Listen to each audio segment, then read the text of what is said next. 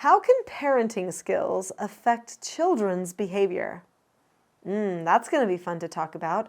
I'm Nicholeen Peck, and I teach all over the world about parenting, good communication, how to build strong family bonds, child development, and education, all through the lens of the principles self-government. And in this video, we're talking about behavior. In this video, we're going to talk about different parenting skills that can have a negative effect on child behavior, but also some parenting skills that can have an enormously positive effect on childhood behavior as well.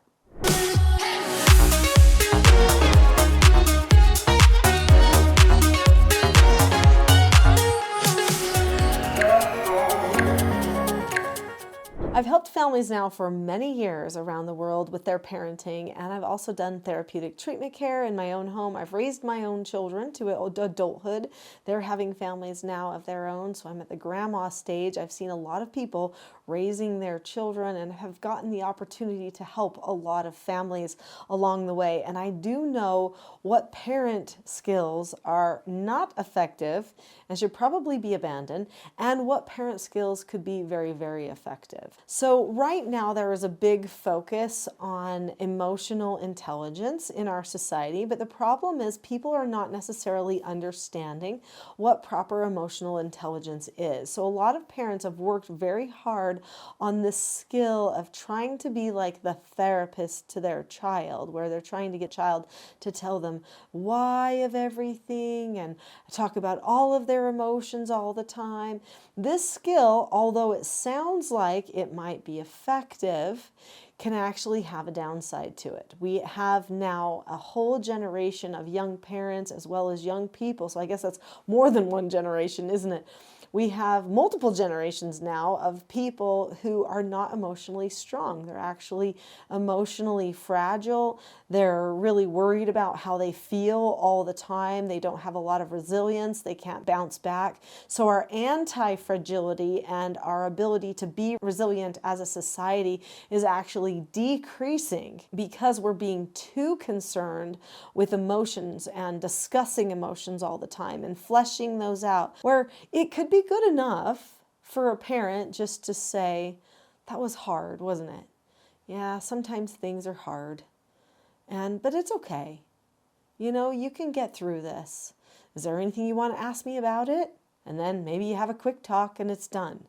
But we don't need to make it a big issue. We don't need to make it a touchy thing. We don't need to make it are you going to feel emotional about this the next time it happens too? Do we need to walk on eggshells about that? You know, that's kind of what's happening. There's a lot of emotional entitlement, emotional coddling that's happening. And I know it's done with the best intentions, but it's actually creating a really big problem for our young people. And now even we've got young adults going into adulthood that are now immature in their parenting, and they can't even handle the issues facing their children because they've been so coddled, which isn't a good thing for them either. So what else is not a good skill?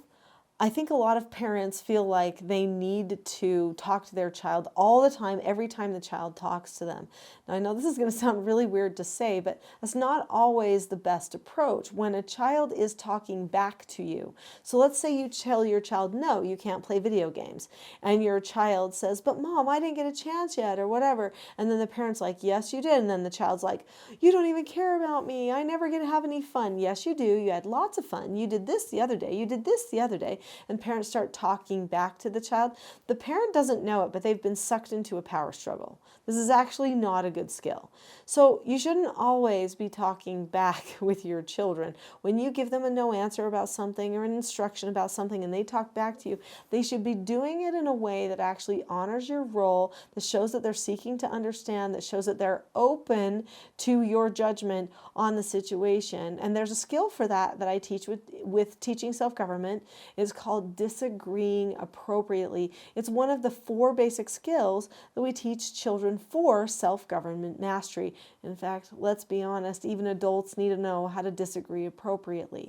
So what are some good skills that parents can have? Let's talk about those because there are many. So teaching your children your skills ahead of time, so pre-teaching as a parent, that's a really productive parenting skill. Parents that pre-teach their children about things upcoming have the opportunity to decrease a child's identity, to help them prepare to be corrected, help them prepare to be resilient when things need to be changed, to help them be a little bit more emotionally strong. So if you pre-teach your children about the need to have calmness in certain circumstances, then when the time comes, you don't have to spend your time talking about all the emotions. Instead, you can just point them toward the calmness that you already mentioned to them, that you showed them how to do. I've written lots of books, 15 actually books at this point. These 4 books here teach children the 4 basic skills of self-government. A good parenting skill is to pre-teach the skills that they need for success. So teach them to accept a no answer, which is taught in this book, Porter Earns a Quarter, that they should look at the person or the situation, keep a calm face, voice, and body, say okay or ask to disagree appropriately, and then drop the subject. Teach them the steps to accepting consequences, the steps to disagreeing appropriately, the steps to following instructions. These 4 basic skills can be really powerful for your children, but you've got to pre-teach them ahead of time. While we're talking about pre-teaching, there's a new set of books. They're called The Calm Crew. 3 books about calmness, one about how the brain works, one about creating a calm plan, and one about choosing calmness in the moment when you need it most. Those 3 books are great things to also read to your children, to pre-teach them about calmness so that they can better solve their problems in the moment without having to become emotionally entitled. So when you teach your children how to accept a no answer, let me just explain how this affects their behavior. Okay, when you teach them that skill, then what they do in the moment, like let's say that you tell them, no, you can't have a cookie. Then they go, oh, okay, that's a no answer. I can look at the person or the situation, keep a calm face, voice, and body, say okay, ask to disagree appropriately, and drop the subject. I can do all of that. I'm ready. I'm prepared. They feel more confident in the moment when they need to accept a no answer. They've got something to draw upon. But also accepting no answers applies to lots of things like boundary issues, when things don't go your way, when there's a change that occurs in your life. So now suddenly this skill accepting no answers helps a person become more resilient as well. So if you want your children to be strong, they need to learn how to accept no answers. I will always remember this time where I was watching a Star Wars movie. It was the first one that had the character Rey in it and the character Kylo Ren. And I remember there was this point where Rey gets away, Kylo Ren's the bad guy, and he notices that she gets away and he's mad. So he takes his lightsaber and he slashes up the whole room, you know? And my son, who at the time was young, I don't know, he was probably 7 or something or 8, and he looks over at me and he's like, you know, Mom, Kylo Ren really needs to know how to accept a no answer. And I'm like, yeah. He does. So look at the confidence. That same son at age 7, right around that same time, saw a parent one day with a crying child, like a 3-year-old. The parent in desperation gave the child his phone. And my son turns to me and says, Mom, that's so sad. And I said, what? And he said, that dad is teaching that son that every time he wants his phone, that he should just cry and have a fit and he'll just give it to him. He should teach his son how to follow instructions, how to accept no answers. I was like, you're right, Porter. So he could see it very, very clearly because he already knew the skills. So the same works for all of those 4 basic skills. As soon as they learn the 4 basic skills of self-government, suddenly they see the whole world in a different way. They're so much more empowered to use their skills. So that's powerful. Now, in those 4 basic skills, calmness is part of all of them. So understanding calmness is huge. So as a parent, your number 1 focus needs to be making sure that you stay calm. Now, I already talked to you about the books to teach children calmness, but there's books for parents as well. In fact, I've got this one, The Power of Calm, which teaches you the skill set for how to be calm when somebody else isn't, and how to not lose your calm when that other person is not calm, all at the same time. This will help you with some of the things to think inside your head to change the way that you process so that you actually feel confident and comfortable when somebody else is having a struggle.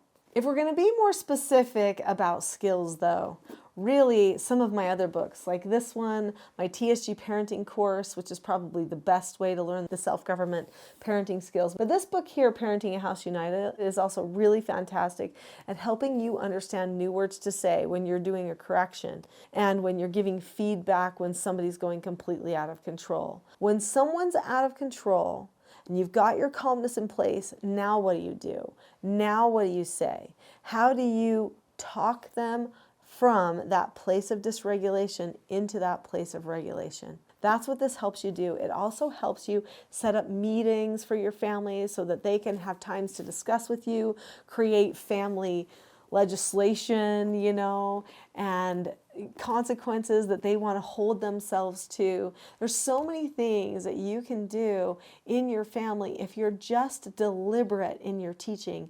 Don't wait till things happen and until there's a problem. Instead, do the teaching ahead of time. It makes a world of difference. When you are pre-planned, when you are deliberate in your parenting, your children feel safe, confident, comfortable. Hopefully that means you'll also be more honest, because to be truly self-governed, you actually need to be an honest person. So if you're behaving more honestly in your parenting, if you make a plan and then you stick to it and follow through, your children will end up being more honest and have more integrity in their communications and behaviors and all the things that they do as well. They'll just see it as part of your family culture, your way. The more things you discuss with them, the better. When the family is self-governed, then you have more opportunity to discuss. And we want to be able to discuss everything with our children. We want to have good bonds and tight relationships. But if we're taking all of our time handling all the misbehaviors all the time, it gets a little boring, sometimes even not very fun for the child. They start withdrawing from the connection that you want to be having with them when they're doing those parenting interactions with you. The whole point is to be bonded together and closer, and you can feel closer to your children during and after a correction than you even did before if you have the right skills. So what's the main effect? Closeness, family unity. That's what we want for our families. I would love for you to have more of this. There is a full-length class here on this channel that you can watch for free right now. It's called The Not So Known Secret for Parenting Success. So click on the link to that video next. I'll see you there.